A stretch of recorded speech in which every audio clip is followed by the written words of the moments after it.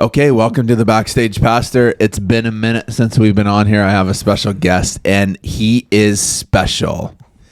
His wife thinks he's special. His kids think he's special. I was special in school. He was special in school. He's just a special guy. For those of you who are listening to audio, you're going to get to know this guy and don't even know who it is yet. But he's a bit of a cowboy. He's loves to wear plaid. He's a logger. He's a trucker. He's a counselor. He's a preacher. He's a father. He's a husband. He's not a grandfather yet. No. Maybe give it 5 years. 10, 4, 2, depends. And most of all, he's a son of his parents. That too. But also the king. That's right. So this is Nathan James Troyer. What's your middle name? No, is it like an old name? No, it's not. Wait, Gregory. No. Nathan. I don't actually know why my folks gave me the name. Nathan Ray. Yeah. Okay. Yeah. R-A-Y? I was actually named after Nate Saint. My mom and dad had just read the book of The missionary. That's right. Okay, was he the main missionary? Yeah, he was the guy that got I the thought there was pilot a that Jim. got killed. Who's Jim? Jim Elliott was with him. Okay. When they went right. into the natives there. Both got killed. Yep. Airplane, missionary. Yeah, they landed. Super Cub, I think. They landed their plane on a strip in Ecuador, I believe it was, somewhere down South America, and the natives were so terrified of the plane. Out of fear, yeah, they killed them. Yeah. And my folks were actually missionaries at Fort Weir when I was born, and that was very, I don't know, symbolic, but it was very meaningful to them. Right. You want to just kiss that mic a little more? I'm going to turn you up a smidge.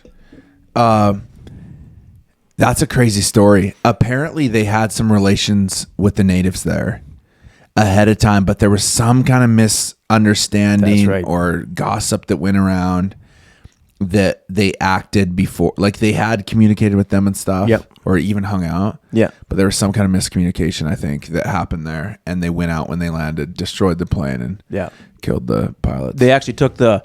I might be misrepresenting the story, but what I understand is they took the engine, or they took some very vital part of it, thinking that it was actually of spiritual significance.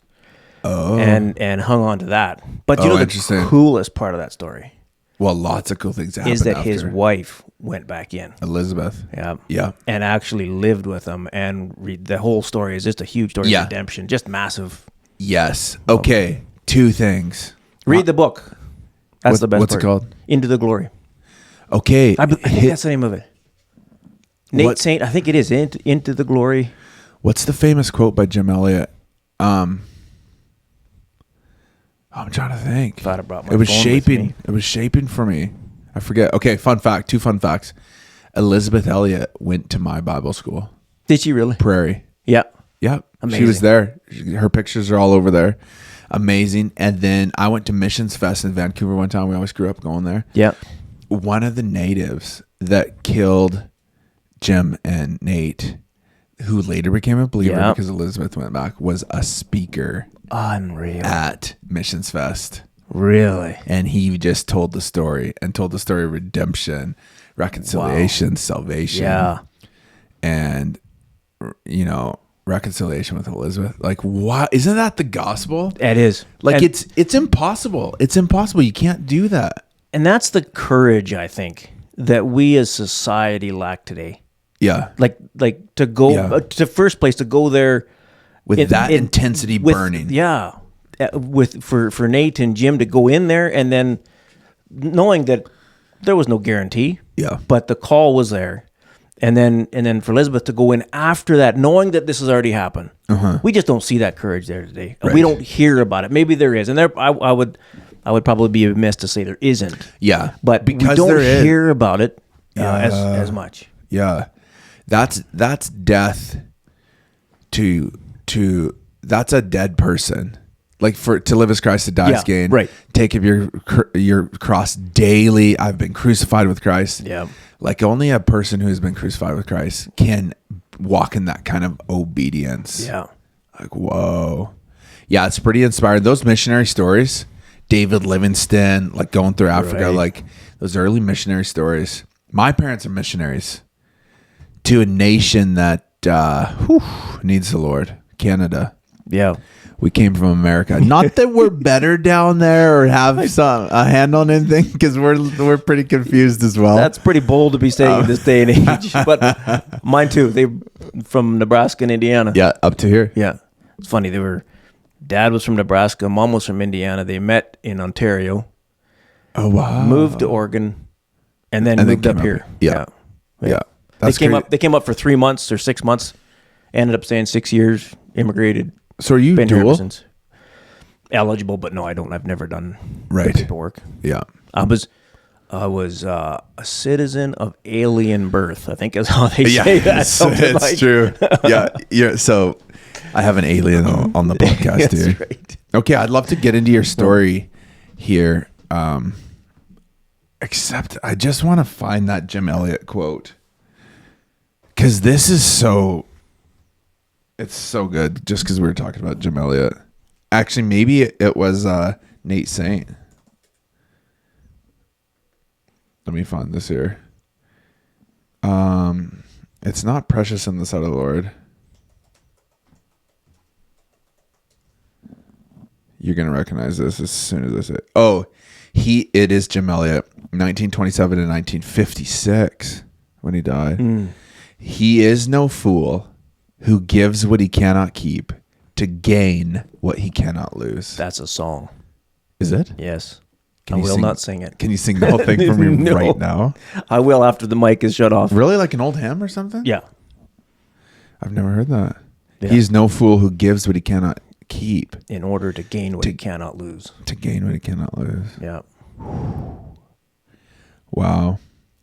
Man, I'm excited to meet the greats, eh? Yeah. The Hebrews 11 people, the people that have gone on before us. And Imagine so how cool. long Hebrews 11 would be now if they I know. put some more, even a fraction of It's so true. the heroes Yeah. since then. The Lord has been speaking to me so much in the secret place about how it's such an honor to get in this Hebrews 11. And I think Yeah. in heaven, he's got a longer list. He's got the more exhaustive list of Hebrews 11. Yeah. In other words, all the things that like I think I need to see now. Will I surrender all the dreams and all the Right. things he's told me and all the blessings and everything? Like, what if I don't see that? Will I still obey him? Will I still Right. trust him? Will I still live for him? Will I still surrender? What, like, I feel like he's been asking, Jimmy, what if you end up in the Hebrews 11? Will you still follow me? Will Right. you still move forward? Yep. Follow him regardless if you see the promise or not. Right. Yeah. Yeah, because Yeah. we live in such an ROI society.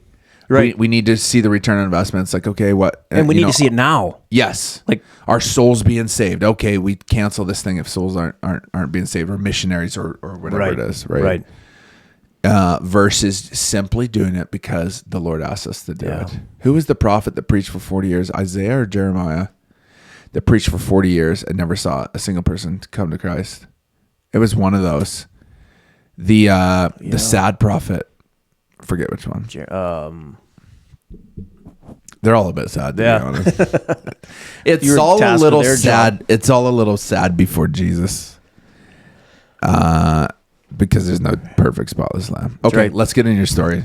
Otherwise, I just know how much you can talk, and we may never get into the story, Nate. There you go. Okay, so Nate is in his 30s here. He has Yes. 4 kids, a wife, Mary, and recently I got him to preach on Sunday about a month ago, maybe 2 months ago. You preached at One King the other week, and I've really just grown in my trust and respect for you and who you are, and you are the real deal. Like, I told you to just have your best face on because you're coming on camera for the podcast, and you didn't do that. You just looked the same as you've always looked. That's right. Still a little spiffy, but this guy is the same person on and off stage, in front of a mic, or out running the grader, or driving truck, or pushing cows around.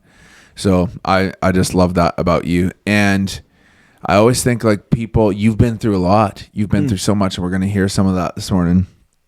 if I was to go to war and had to choose somebody to go to war with, it would be somebody like you who just like has been through it. And I know that like has been through deep, intense testing. Yeah. And when we walk through the valley of the shadow of death, or we come to the dark night of the soul, or really go through it in that war analogy, I know this person isn't just going to be fickle or just walk out or stop believing in the goodness of God. Right. You know? Right. So I'd love to just hear your story. You start, you know, we have 40-ish minutes here or whatever we're at now. And I'm just going to interrupt and clarify whatever you think is important.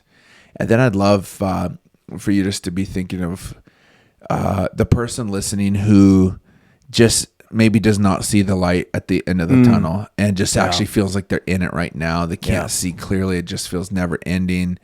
And just needs some objective biblical Christ kingdom wisdom here. Yeah. But let's hear your story first. Nathan Ray. I hope I don't regret that. No, my story is one of what I call I don't know what I call it. For a long time, A journey. A journey. It is, and it can be easily divided or kind of reflective of the children of Israel's journey. Yeah, the first part was in Egypt, bondage, and yet I grew up in church, so I was very well versed in scripture and moral teaching and then there was a Your family is Christian? yes. Growing up. Both of my parents, as far back as our history books go, were Mennonite of Mennonite background. Oh, really? I didn't know you're Mennonite. Oh my goodness! If you go down to Pennsylvania, Is Mennonite land? Mennonite, very very Mennonite. Okay, but not all of the farms were Mennonite, right? Oh no, that was just a petri dish of everybody. Right. Okay. Yeah. But Right. my mother's lineage is actually horse and buggy Mennonite, very conservative, very very grounded in what you do, you say, and what you say you do. Do you still only use horse and buggy today? I enjoy horses, but no. You have a car. Yeah, it's black, totally, but no, not even.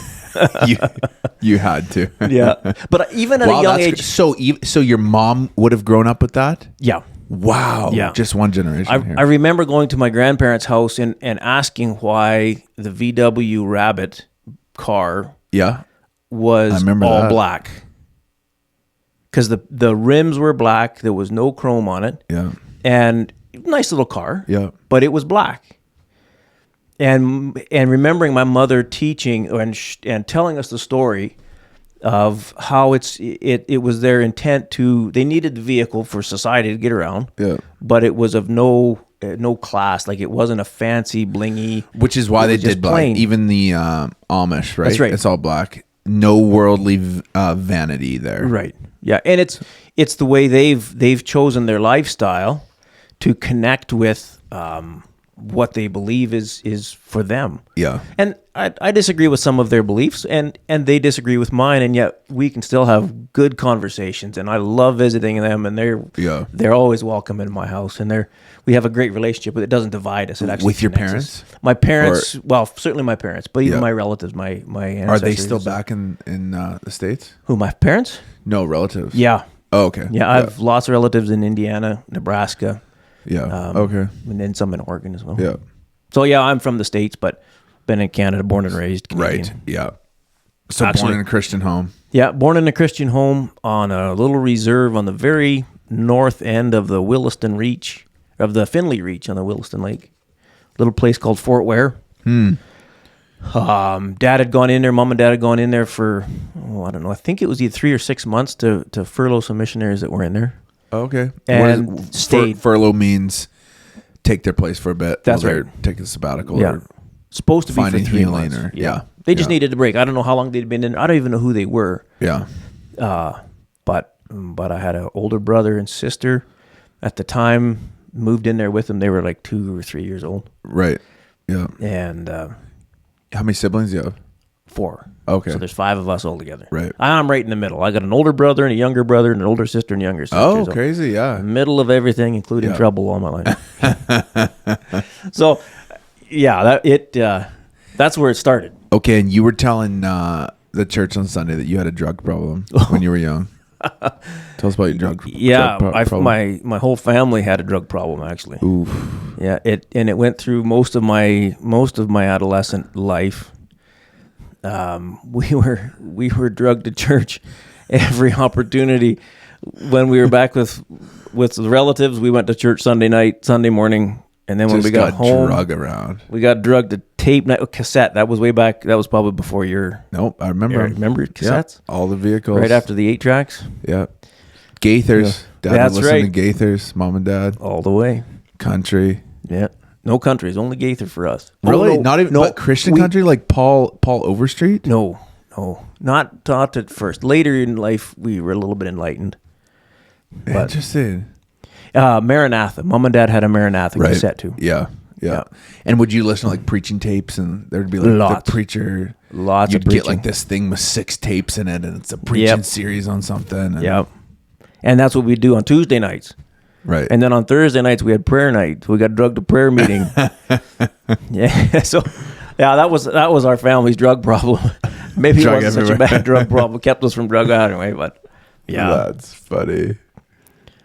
So born in northern Williston.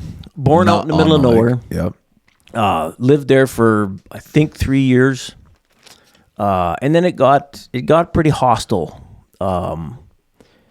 Dad writes about it in his book, Above and Beyond. Some of the stories of intoxicated people trying to do harm to mom and dad and just a miracle after miracle. This is a how little God kept community? them. It is, yeah. Is this a place called reserve? Fort Ware. It's a reserve. Okay. Yep. I don't know how many people were there at the time, Yeah. or how many is there now. I've never been back since I left. Is it still going? It is. Okay. Yeah, and I've always wanted to go back. How far from But- any like main highway or?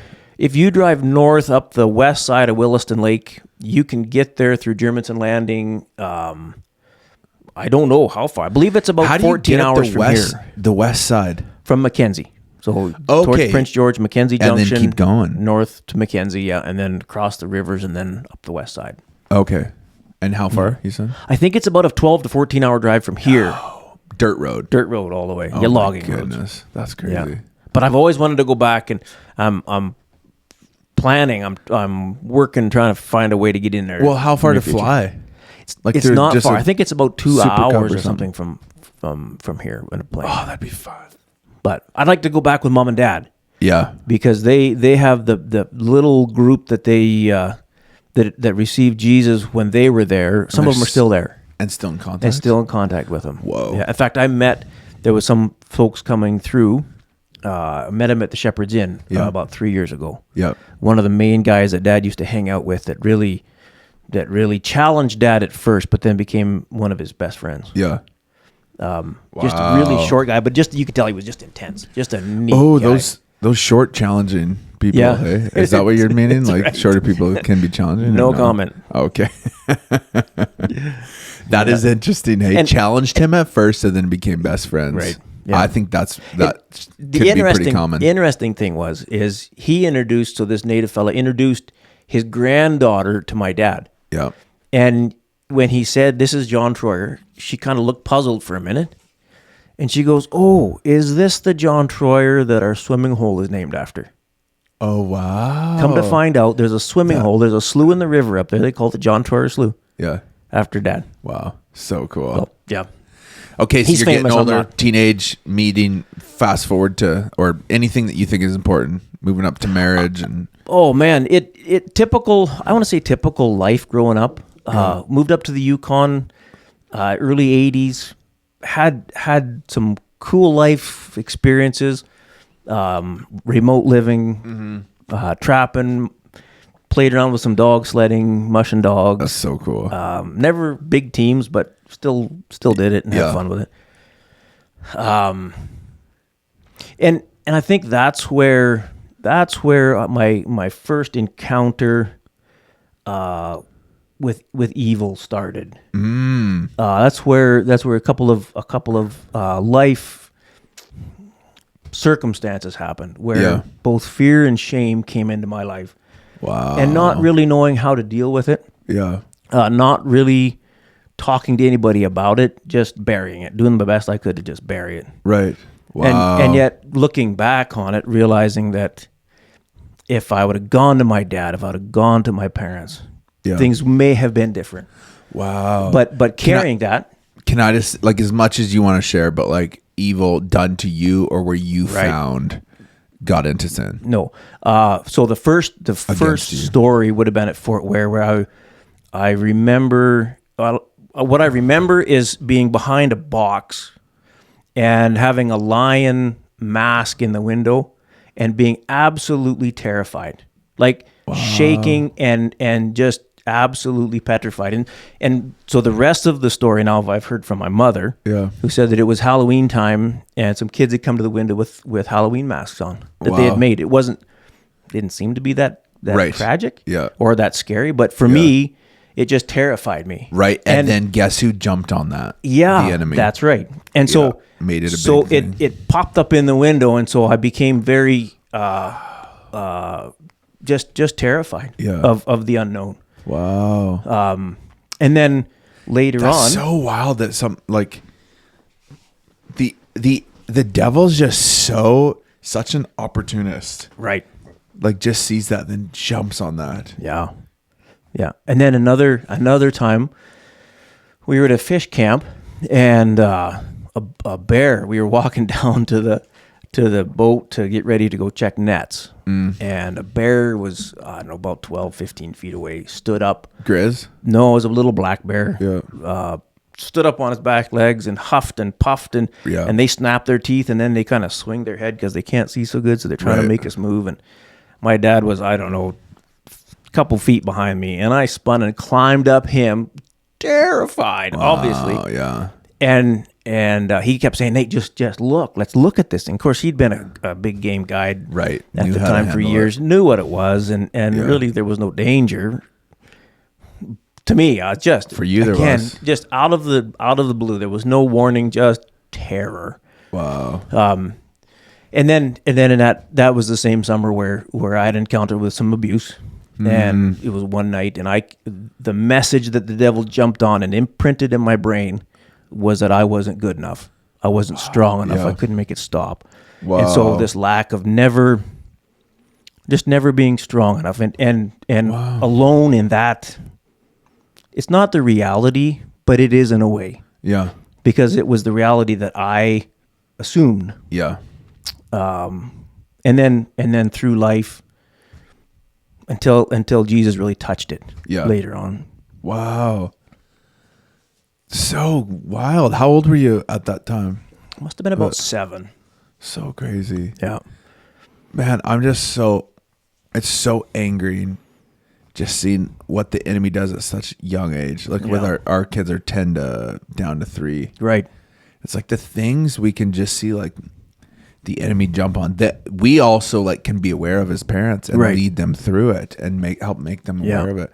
But it's like he just jumps on the craziest or simplest things. Right. Yeah. And like I said, my folks didn't know anything about it. They when I did talk to Dad years later, he was very upset that that I never talked to him. Right. Because the guy that was still part of, he didn't hang around long, but he was around there. And interesting, I dreamed about killing him. Wow. I wouldn't say it consumed me, but it. At what age? Oh, this was up to probably 12 or 13, maybe 14 even. Wow. I just dreamt about it. And I was working at a service station with my dad. At that age? Yeah. And I dreamt of what I would do. I'd spray him with gas and then I'd just barbecue him. And I actually kept the lighter in my pocket. Like you're imagining these things. And I remember him actually showing up one day. Yeah. And I realized who it was. Yeah. And I sprayed him with gas and I had the lighter in my hand and I saw the look in his eye and I just couldn't do it. You actually sprayed him with I gas? did. Yeah, I pulled out a tank and I splashed him with gas. And he was so mad. He kept saying, "You damn kid, you damn kid."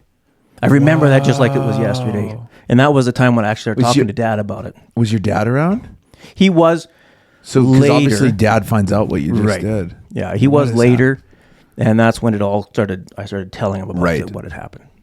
No. And just getting it out, getting the story out, getting it out of my... So painful. Out of the back of my head and the loneness that went with it. Started healing. It started the process. But bringing it to light. That's right. Yeah, and there's something so healing about not carrying it myself. Yes. Or not carrying yourself. And I wish looking back, and this was one of the missions that I've created for myself. Yeah. Is to get people to talk. Right. Just find someone safe, and even if it's not a horrible crime, even if it's just something that you're carrying, you're wrestling with, just by getting it out, letting it cross your lips and having your brain putting it into sentences that make sense, it takes the fragments out of it, and you can actually start to process it. Right.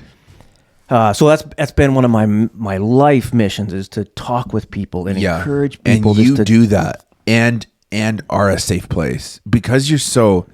I mean, for our listeners, this is the Backstage Pastor. Things we'll talk about that we may not on a Sunday morning. Right.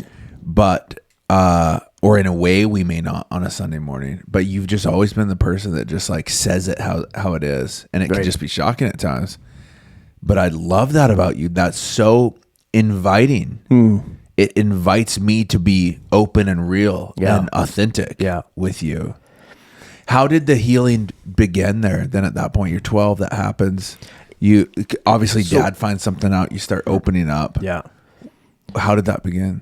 There was no big episode or counseling or anything major that really happened. It was a process for me. And it was a process that carried into my adult life where I learned, and it's at different levels in development. We can understand and then deal with parts of it differently. And I remember talking to a psychologist one time. He was just visiting, and I said, I don't know why I keep... How old? It'd have been probably early 20s, mid 20s. Oh, okay, yep. And I talked to him about it, and I said, I don't know why this keeps coming back up. Like, I thought I dealt with it. I had accepted the Lord at a young age, and then I recommitted my life to him at probably 12. 13, 14, somewhere in that age. That I think it was actually just after. Yeah. Not exactly sure the time frame. But had made a decision at a camp meeting when a fellow by the name of Dan Riccadelli, an Italian fellow playing guitar, was singing "All to Jesus I Surrender," and I just that was a moment that I thought, all of this, if God will take all of me, then that means all of this yuck that I feel. Yeah. Gospel heals everything. Yeah, and it was real. I remember the feeling of just everything was okay, just a peace. Yeah. Wow. Yeah, and then fast forward to being about 20, mid to late 20s probably. Yeah. Then I asked this guy, why is it that it keeps coming back up? Why do I have to go back and deal with these feelings of worthlessness? And inability, bitterness, all of the above, and it often came out in anger that was silent and withdrawn. Right. Not anger as in physical or aggressive, but I'd get angry and I just get stoic. Right. And for the first time realizing that it's going to be a process. It's not a pill you can take. It's not a shot you can get. It's a process. Yeah. And as we get older, we see it differently, and we get to deal with it a little bit more. And yet, it's the same grace. Yeah. That cleanses us. Then that gives us different mind, different ways of thinking and seeing it. It's interesting, Isaiah 61 that Jesus quotes in the temple there that he reads. He has sent me to proclaim liberty to the captives. Right. And in there he says, and to bind up the brokenhearted. And that word bind is not, there's words for like instant healing. Right. Lazarus, come out. Yeah. Right. Yeah. Or the eyes are open. Right. Instant. But the word bind there is almost like another word for is a splint. He came to splint up Right. the wound Yeah. while it heals. It protects the healing. Yeah. And I truly think like every method outside of Jesus, like counseling and science and it's within yourself and all these things manages pain. I truly believe that, because if you can find healing with or without Jesus, then just dump Jesus. There's no purpose for the cross. Yeah. But it's Jesus that can heal. That's right. And so during that season, it's like he bound you up. He came to bind you up while you experience healing. Right. And I don't know, maybe you fully arrived. I could ask your wife if you fully arrived and see what she says, but obviously that's still happening. Right. Like you're finding healing in so many areas. Okay, I want to camp out just for the sake of time. Can you fast forward just kind of through meeting Mary, having the kids, and then into your health stuff. Right. And just that big journey. And Nathan, whatever you want to share is open or vulnerable is you want to be. If we have to, we can say, hey, if your kids are listening to this, we do have some kids, just listen with them or prep them or whatever. Right. But so just be you. So was married and met my wife early 90s, got married in 98. And that was probably before you were born. No, I was 8. Okay. Terrific lady. Absolutely the best person I could have ever met and married, without a doubt. We tried getting her, but she's working. Yeah. And not that you don't work, but it was easier to get you. That's right. Yeah. Wayne said he was gonna send you a bill for my time because I'm worth lots of money. He said, what's he pay? I don't know. Oh, okay. He hasn't paid you yet, eh? No, that's right. Been there 9 years. You need to send him. He needs to pay you. Like that's a thing we do. You don't just work for free. Yeah. Anyway, that's so funny. Married, and this is just life happening. Got married in 98, moved to Grand Prairie when my first 2 kids were born. Whitney and Blake, who interestingly is back in Grand Prairie in the fire department. Right, yeah. Yep, after 20 some years gone. Yeah. But so cool. Yeah. And I could tell you about my kids and I'd be all excited and we'd get sidetracked, but amazing kids. Yeah. Their mother's done a good job with them. And with you. Yeah, that's right. She raised 5. She has 5 kids, yeah. 4 of them are quite a bit younger than me.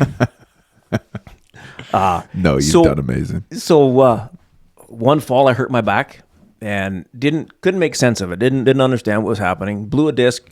You got 2 kids. Yep, 2 kids, yeah. And I can't work. So I'm sitting there thinking, well, what should we do? And I'd always wanted to go to school for counseling. Be a marriage and family therapy has always been top on my calling and passion. And still is. It is. Yeah, absolutely. So while I was sliding around the house with recent surgery, post-surgery, I guess is the term for it. Yeah. I got accepted I applied for, obviously, and I got accepted into the Yukon College for the Bachelor's of Social Work, actually through the University of Regina. It was a satellite. And the tuition was so much less that I could afford it. Yeah. So we packed up everything, moved to Whitehorse, because my folks were there, and then we had babysitters. Yeah. My wife was a nurse, registered nurse, and she was working in the hospital. It's labor and delivery. And it was going good. Everything was according to plan. She was a little bit nervous about going north, and I said, look, give me 8 years. I figured I could do my bachelor's and maybe a master's. If I was really dedicated, I might even get a PhD squeezed out of it, but figured I'd get my master's done. Yeah. So we moved up there, bought a house, sight unseen. Dad had looked at it. 2 years was doing good. And one summer, I guess it would have been the second summer we were there, we went to Anchorage for our anniversary in July or June. Is it beautiful? It is. It's great. I want to go. Yeah, it's beautiful country up there. Yeah. On the way home, I had diarrhea. I had an episode of diarrhea that started a process. Yeah. Thinking it was just beaver fever. Right. not knowing that was starting a wilderness Pivotal. season in my life. Wow. And this is this. Hey, aren't you thankful sometimes the Lord doesn't show you the future? Absolutely. Like, can you imagine if, like, good thing you didn't know? No. So this is where you might want to plug your kids' ears. Yeah. But the symptoms of ulcerative colitis, which I found out about 3 months after that date, Yeah. is explosive, uncontrollable diarrhea, bloody diarrhea. The lining of your colon falls off. This And happened immediately to you? It did. It just one day. Like I said, we were coming back. We were driving on the road between Anchorage and a little place called Toke Junction. And I just had to go to the bathroom. And never been the same since. Never realizing the journey and the depths of pain that I could endure, and it just about killed me, both physically, mentally, and psychologically. It took me to the point of suicide. Slow down. Just walk us through this process here. The process. I mean, what was happening for you? Right. The episodes of uncontrollable diarrhea were up to 30 plus times a day. So 20 minutes. Immediately from that I would point? have about 5 to 15 seconds of warning. And anybody that has had it or IBS or anything like that, irritable bowel syndrome, symptoms are similar, except I had moderate to severe symptoms for 7 years. They tried every kind of drug, treatment that they could. Yeah. Experimental drugs. And the drugs would give me terrible headaches and hallucinations, nightmares, couldn't sleep. And then when I did fall asleep, I'd fall asleep in some weird positions, and I wake up in the morning and my neck would hurt so bad I couldn't move. Right. Migraine headaches. I would walk to the hospital. I'd walk in there, and nurses knew me by name. They would just wave me in and bring the paperwork into my emergency room. Wow. In the middle of it all, I lost my voice. And so, separate issue? Well, they figure it was related, but they weren't sure at the time. So, and what's happening financially during this time? Just briefly. we were broke as a church mouse. But is Mary? She's working full time, and we had so that same summer that we found out that I was sick, we had just sold our house, and also found out that we were pregnant. I say we, my wife was pregnant. Yeah, exactly. Yeah, because if we were pregnant, I handled it a whole lot better than she did. Sorry, babe. And then we found out we were having twins. So she was again, having twins, yes. Not you one and her the other. They were on sale that day, 2 for 1, and nobody told us. Wild. So that's all happening. We had sold the house, and we had bought a lot, and we were going to build. Yeah. And all of a sudden, I couldn't work as much as I could because, well, I was working at the kids' jail at the time. And it's tough to work on the floor doing your stuff with kids when all of a sudden you got to go to the bathroom and you got 15 seconds to get there. Oh, yeah. So the night shifts that I could work, I wouldn't eat all day. And then at night when the kids were in rooms and stuff, then I could eat a little bit because then just the responsibility requirements weren't quite so intense. Right. Yeah. So financially, we were struggling. We were really, really struggling. My credit cards got shut off or canceled one day. I was in the airport flying to Vancouver for an appointment, and I went to swipe my card to buy, I don't know, a $2, just a minuscule little. I think it might have been a bottle of water actually, and the card didn't work. So I called the bank and I said, "Yeah, you're behind on payments. We've shut everything down." And for a dad, for me, again, fighting this thing of not being enough. Yeah. I couldn't. Yeah, already. I couldn't take my kids fishing and I had done this. I had taken them fishing one day, just 15 minutes from the house. Yeah. And got down there, and I'd messed my pants because I couldn't get back in time. So the kids, and they were great. They tried, and yet the disappointment was. Shoot, I'm gonna get emotional about this.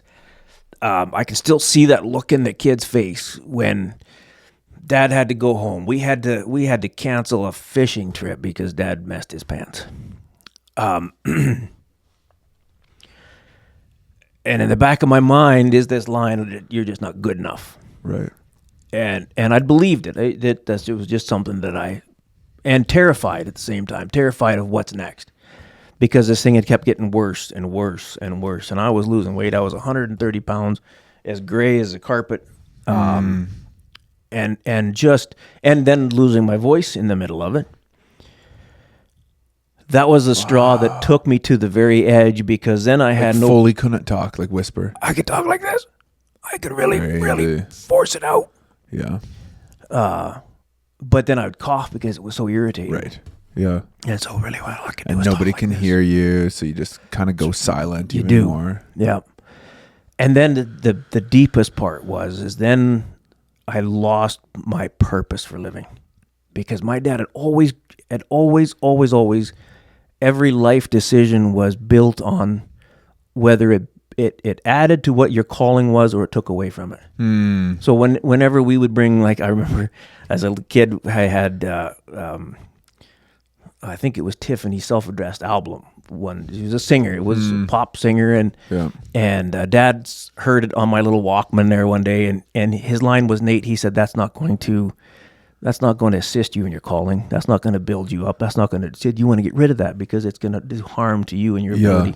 And so my whole kid life, and I could tell you stories about all through life, was Dad had said, your calling, and that's the most important thing. Without saying it, it was the most important thing to me, was my calling, and whatever he would never say what it was. Yeah. And the interesting, after talking to him now, he said, no, I said I did that intentionally, because that's between you and God. Wow. And so when I lost my voice, and I grew up, especially in my adult years, enjoying preaching, really enjoying it, and feeling bad because you're supposed to be humble and you're not supposed to enjoy that. Oh, I thought. Interesting, yeah. But I did. I really enjoyed it. Wow. And it fulfilled me. It felt good. I felt alive talking with people and to people. And I'm not a dad anymore. I can't be a good dad, and all of a sudden I can't even talk. I can't sing. You know how hard it is to praise? Oh man, I that must be what Job felt like. Yeah. You know how hard it is to praise without being able to sing? Yeah. I dare you to try it. Just hear everybody else. Right. Hear everybody else's voice. Yeah. Except the one that you really, really, really want to sing with. And that's my own. And all I have is this. Yeah. And the harder I push, the worse it gets. Yeah. And so one night I was done. I had convinced myself that my family would be better without me. The world would be better without me. Somebody else would take my spot as preaching. And I was sitting on my bed, one twitch away from finishing. It was, to be done felt good. I don't know how to describe it.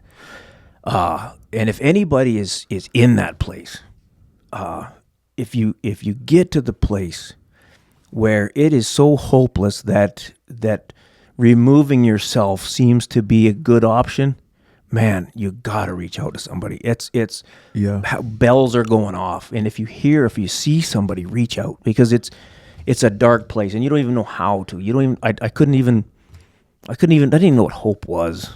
And yet, sitting on the edge of my bed, done physically, done mentally, done spiritually, just as dry as a popcorn fart. And then having God put a song in my head. The song was "God'll Make a Way Where There Seems to Be No Way." And my niece, bless her heart, I don't know, a couple years earlier, she might have been 7 or 8, had recorded the song on a CD. And we had played it for the kids. It was my brother and his wife, their family had recorded the CD, and she had sung that song. And I was sitting there done. And I mean done, because there was nothing. Yeah. And that song popped into my head, and it didn't pop in, it exploded in my head. God'll make a way where there seems to be no way. The words are powerful. And it gave me, one of the lines is, with courage, with strength, In faith for each new day, he'll make a way. And I didn't have anything different, except I said, okay, if that's true, if that is true, if you'll make a way, whatever the new way is, I'll go with you. Yeah. But I need something. I needed a thread. It'd be like in a desert when you're, or working outside when you're super, super thirsty and needing just a drink, just a sip of water, not the whole cup, just something to wet your lips with. I needed a little something. Didn't have it, but I put the rifle away and got up from the bed. Like you had a suicide plan. I did. I don't know how to say it any clearer, but I was done. Wow. And then it terrified me. Then I got scared, because then again I realized how close I was, but I didn't talk to anybody about it. Wow. A couple days later. Even right after? Yeah. Yeah, it was probably years before I talked to anybody about it. Wow. Cuz I was embarrassed. Yeah. Embarrassment is a powerful weapon that silences many voices.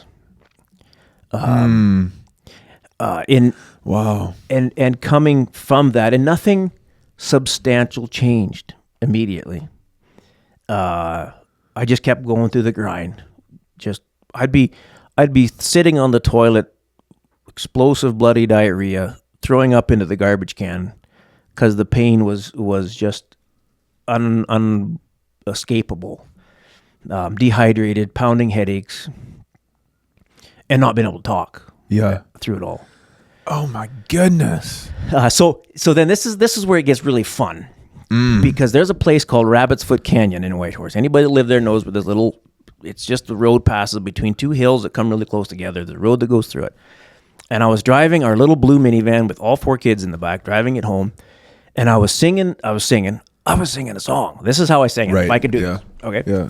Amazing grace.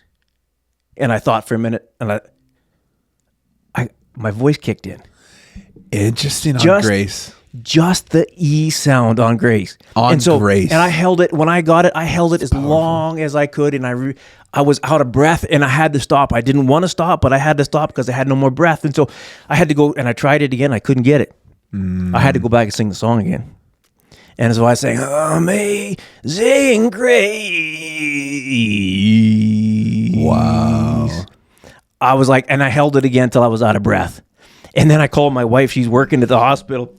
I'm going to get emotional again here.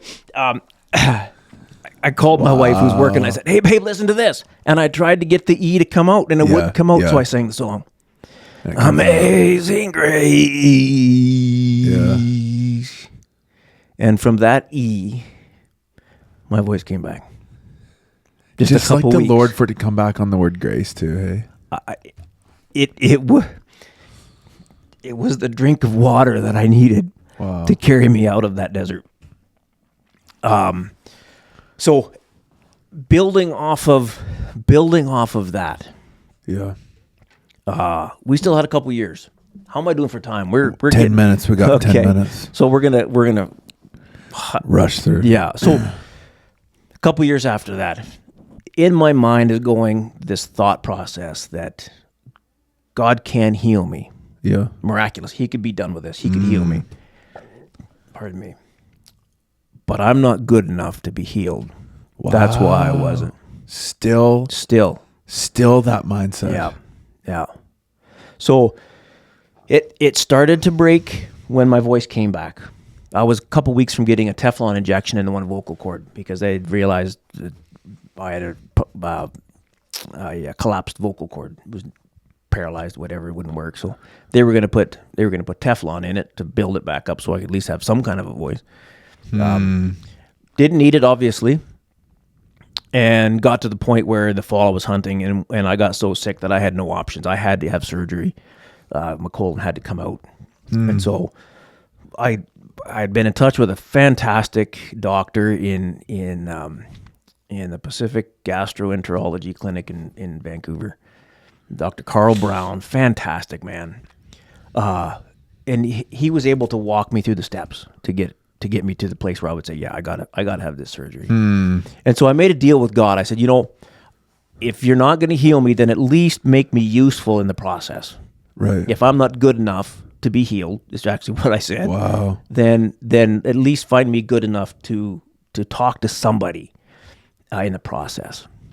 So we went down to Vancouver, flew down. Mary was with me. We were in the hospital in St. Paul's emergency ward, and this saint of a nurse by the name of Sandra was there, and we connected with her I don't know what impact it had on her at all, except that she impacted our lives immensely. Yeah. Where her and Mary would connect as she walked in and out of the hospital. And that was the purpose that I needed. Wow. Fast forward 3 years. I had been through 3 surgeries and recoveries. They took the colon out and made a pouch out of the inside and small intestines and hooked it all back up inside. And they make the second surgery is the big one, where they reconstruct and tie in and connect everything. And you still got a bag on the side, and those things are horrible. My heart goes out to people that have to wear those. Yeah. I'd sweat the thing off. It would fall off. It would fall off at night, and there would be mess in the bed, and it was just horrible. But then on the second surgery, they made you sign a piece of paper that said you're not going to sue them for all these symptoms. But don't worry, he said, nobody has them. Like, you might have 2% chance of having any of them. Well, I had them all. My hair was falling out in the back. It was just like in clumps. It was falling out, not on top where most guys go bald. Where it's trendy. Way back here. Yeah. I was incontinent, pain like you wouldn't believe. Couldn't eat. And Sundays were just tragic. I wouldn't eat Sunday mornings because church was too painful if I did. Yeah. And in the middle of that, a fella from Kenya showed up, and his name was Titus Murigi. To church one Sunday. In our little church up in White, there was 20-some people. Preached a word. I have no idea what he preached on, except he was on his way back to his seat. Yeah. And he kind of stopped, like somebody had just whispered something in his ear. Yeah. And he said, I won't even try to imitate his accent. He said, the Spirit of the Lord just told me that somebody needs some healing. Yeah. And of course, with 25 people, everybody knows me, so they all went like this at me. Yeah. Pressure. Yeah. And so I said, yeah, I need some healing. He walked over it, and there was no big fanfare. He put his hand on my head, and he said, in the name of Jesus, healing be complete, and very few words. Yeah, and simple. He said, and remember that when God heals, he heals completely. And he turned and walked back to his... And I was like, okay. I didn't have faith. I had no capacity to believe that I was actually worthy of that much grace. Yeah. But I thought, okay, there was a potluck after, and there was some potato soup. And so I thought, well, I'll have a little bit of soup. And usually, like at that time, man, I'd eat in painful, incredible pain. Yeah. So I had a little bit of soup, no pain. I'm like, wow. So I thought, well, maybe a piece of bread. There was some buns. So I had a bun, bread and soup, no pain. So I had a little bit more soup. And I felt for the first time, I felt happy about eating, because over that process, food had become my enemy. I hated it. And I ate in no pain, and I'm waiting for this crushing pain. Never happened. My hair grew back in, and it was just like God said. You were healed that day. God said, you know what? I've healed you mechanically. Yeah. I've medically, surgically, I've healed you that way. And if I want to, I can heal you this way too. And boom, it was done. Wow. So praise the Lord. I that's wild. The recovery from that. And then the last part of it. So that was the wilderness. That's what I call my wilderness. Yeah. And then so cool. The glimpse of the promised land. Yeah. Was when I exposed all of the pain and the yuck to my wife. And through sobs just told the story of the fear and the shame and the worthlessness And the whole yuck that I had been trying so hard to be a man on top of, to just conquer this thing, and realizing that I wasn't big enough. Wow. And I needed to take it to her and bring it to the light. You thought strength was silence. Oh, man. Until that point. And it broke when she said, "Hon, you've got to say this with me. You're loved, you're valuable, and you're worthy." Wow. And I took a long time, tears blubbering, before I could say, "I am worthy." And when I did that, when I was able to say it with my mouth, Yeah. it broke. Come on. And now, So cool. Now I've glimpsed the promised land. And so you take the children of Israel, they were in bondage, they were in Egypt, they come out of that, and the promised land is what we're all going for. But there's a wilderness for everybody. Yeah. Everybody, before every promised land, there's a wilderness. Yeah. There's a time of dryness. And I think that's where character is built. For kids, the character is built in the mundane. And for men of godly character, it's built in the wilderness seasons. Wow. So I was just able to talk with a young fellow this last week, and he's going through a wilderness season. And I'm like, man, I said, you should be excited about this, because this wilderness that you're experiencing at 21, I didn't experience till I was 35. Wow. How many more years of excitement will you get when you realize that you're supposed to come to the end of your abilities? Yeah. We as men are so capable. We have a part of our life that we develop character and skill, and we're good at it, and we are. Yeah. And then there's a part of our life where God wants to say, you know what? You can do way more with me through you. But that gap in the middle is what I call the wilderness. Wow. And that's where it's usually painful. Yeah. It has to break our character. It break Wow. our will to the point where we can surrender. And surrender looks like, whatever you have for me today, I'll do. Yeah. Whether it's preaching like I love doing, Obedience. or whether it's sitting on the back of a pickup truck, on the tailgate of a pickup truck, and talking to one guy. And I was going to say, well, Wayne's driving down the highway. No, not in the back while Wayne's driving. Okay. No, that would be both foolish and reckless. And if he doesn't pay you too. That's right. They do pay me very well, thank you.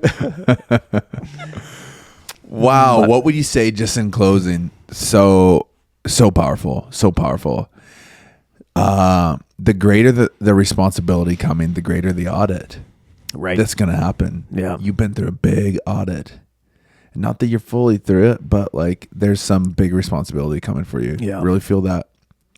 What would you say to the person that's in it right now, in the audit, in the wilderness? How would you help them?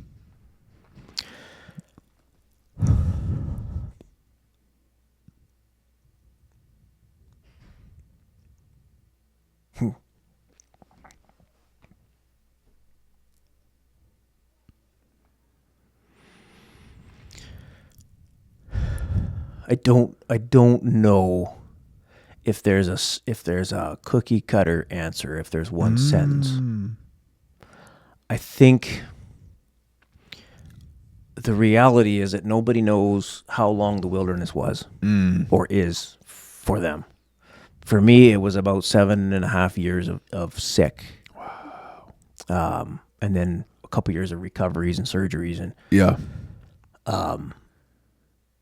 I think the faster that we can cast all our cares, and I say that carefully because Right. it can be misunderstood, but the sooner we can come to the point where I rely on Jesus for today, my strength for today, I think our wilderness starts to become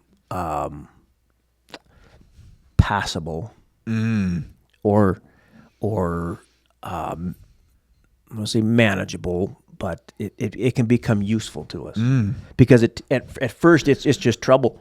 Yeah. We fight it. Right. We fight it because it's not supposed to be that way. Yeah. And then eventually it's that you don't surrender to it, you surrender to the grace of Jesus. Right. And then the he quicker can you can use do that to take you to his purpose for the kingdom. Wow. If you can't see perspective, then find somebody until you can find perspective. talk about it until you can find perspective. There's something about just hanging out with other men, conversing about it, being As a real. man. Yeah. If somebody Yeah. says, "How are you today?" and you're not good, don't say I'm good. But most of us men, when we say it, we're in a hurry, and so we say, "How you doing today?" and we don't want to know. Yeah. All we want to know is that I'm fine. But if you got the courage to say, "You know what, I'm in a wilderness." I called a guy up the other day and I said, "I need a friend." Yeah. And all he said was, "Yeah, I do too." Mm. Yeah, that's what we need. We need Yeah. people just to say, "I'm hurting. Yeah. This is real for me. I'm weary today. Yeah. What can I do?" Man, a cup of coffee can make a world of Yeah. a difference when your head and your heart and your body are weary. Come on. Wow. So I think if I was to say something for everybody, it would be talk to people about it. Get it out. Get perspective. Help get perspective of it. Yeah. Because it's not to do you harm. It's never to take you out. It's never to beat you up. Right. It's to do you good. Yeah. Kill what's killing you. Yeah, that's right. His process. Yeah. Wouldn't it be cool to have like a men's breakfast or something? May 23rd. What? Is this an We announcement? should have almost planned that a little Come bit better. on. Nate, tell me about it just briefly. Hey, we're What's happening and why? having a time where men could just get together, eat, of course, because that's what men can do. Yep, and lots we of like meat. to do. And then Where? here at Evangel, Saturday morning, in May the lobby. 23rd at the lobby, What time? 8:00. Yeah. Be here half an hour early. Coffee will be on. Yeah. We just want to connect. We want to connect with men, and we're going to have 10 minutes of a story, Yeah. somebody's story, very much like this. But there's going to be I got 3 questions I want them to answer in their Who's story. speaking? You? I might start the first one because I want to ask some questions more about what works for people. Yeah. Maybe we start at 7. I I'm don't coming. know. So, I'm coming. Good. So. Unless Yeah, I don't. there's one line But I will. that I think has been dropped into my heart to talk about. So we're gonna have 5 minutes of that, and then the Cool. rest of the time is going to be what works for people. Yeah. How do we belly to belly talk about the stuff that's real? Right. If you want to Love be that. fake, then go to a movie. If you want to get real, then come to breakfast, Yeah. because that's what we're gonna do. Love that. Does We're it not- cost? There's going to be place for donations, but no, it's Okay. if you can help cover some of the costs, that'd be great. If not, just show up. That's the Amazing. main thing. Yeah. Show up. I believe that if we show up, God will cover the costs. So cool. So Or Wayne cool. will cover the costs. Where there's vision, he brings the vision. That's right. Okay, this is Nate Troyer, guys. Reach out to him 1-800-NATE Ray. And but actually, if you see him around Evangel or if you're listening from, we have the podcast, Spotify and iTunes break down where people listen to this from. Okay. And we always get like the randomest countries. Is that right? Yeah, there's like UK and South Neat. Africa and this place and Yeah. that place. So it's cool. So if you're listening to the UK, fly over and meet this guy. He's There you go. amazing. And if you want to Okay. talk, our Yep. our living room is always open. My Oh, wife cool. and I love to have coffee or a glass of wine. Yeah. Am I allowed to say that on Yeah. church Well, podcast? you didn't fully say it. So Okay, yeah. so- you said glass of what? What? Yeah. No, love it. So- okay. Love you guys. And we'll see you in a week or two. Thanks Thank so you, much for coming on the pod, Nate. You bet. Thank you.